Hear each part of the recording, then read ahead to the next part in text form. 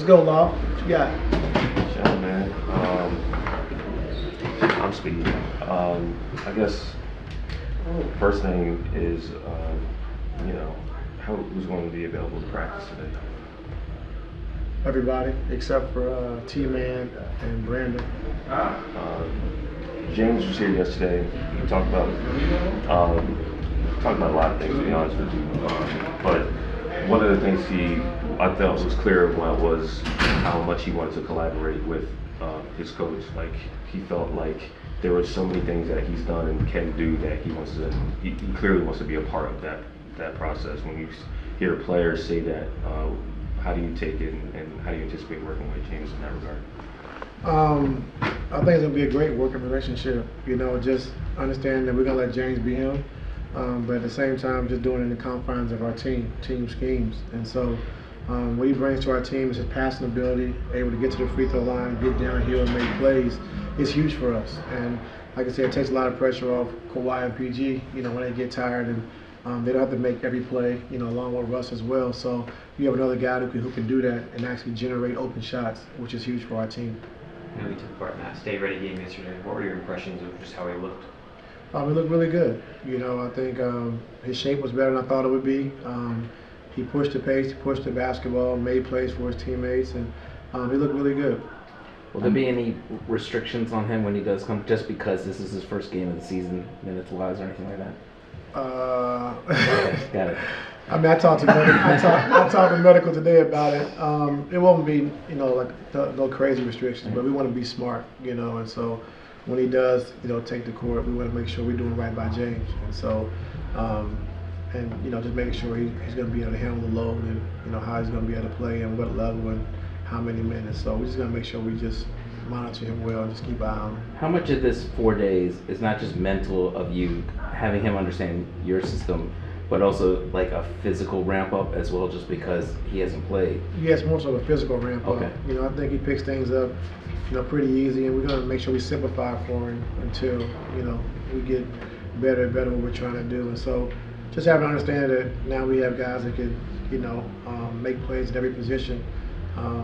It's going to be pretty tough to guard. So we just got to get him up to speed offensively and, make sure he's comfortable.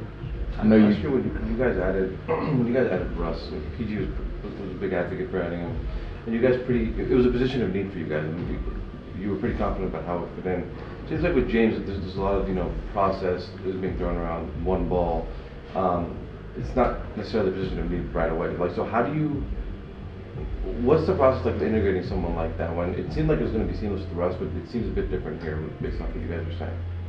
Well, I think, process as far as when you have 4 guys that can score the basketball and make plays, it's just going to be a process, understanding our rotations, how we want to play, who we want to have on the floor together.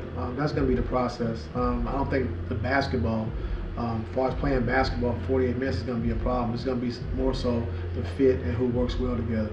How much of playing around between the staggering of them do you want to do, or do you have something in mind that you already want to try out? I have something in mind. I know you couldn't remember when we talked to you last time if you were going to go Russ, James, PG, Kawhi, Zoo. Are you able to reveal that yet, if that's going to be your starting lineup? Not yet. Okay.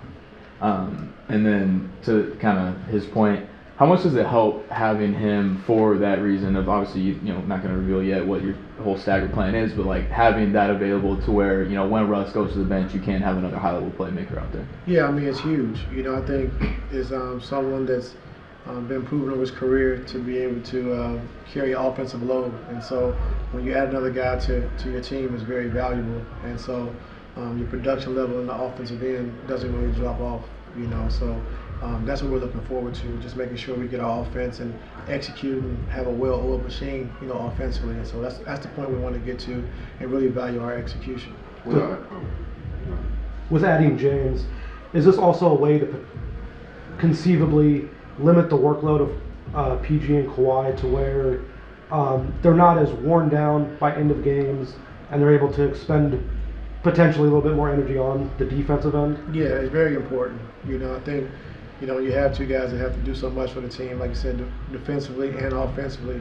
Adding James takes a lot of pressure off of that, a lot of workload, and now they could be recipients of catch and shoot threes and not having to make every play. And so I'm very excited about what it's going to look like.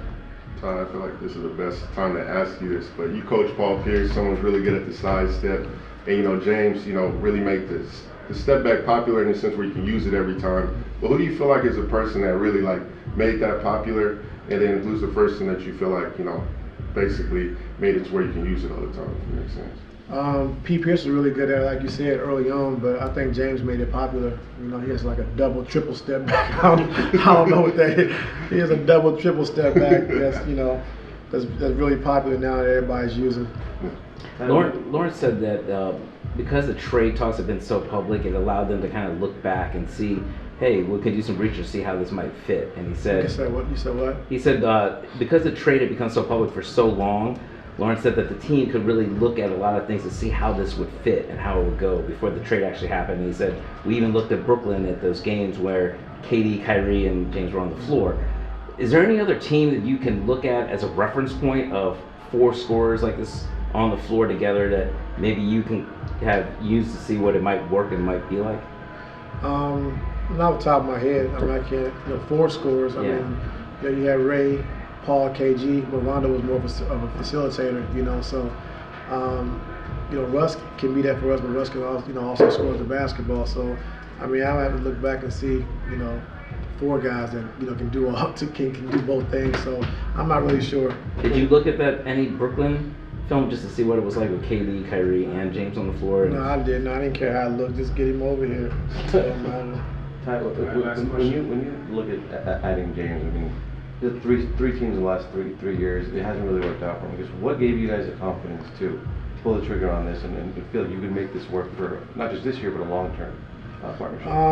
Like I said, I just have confidence in the organization. I have confidence in our players, and I have confidence in our coaching staff. And so, we're just looking to turn the page and start a new chapter.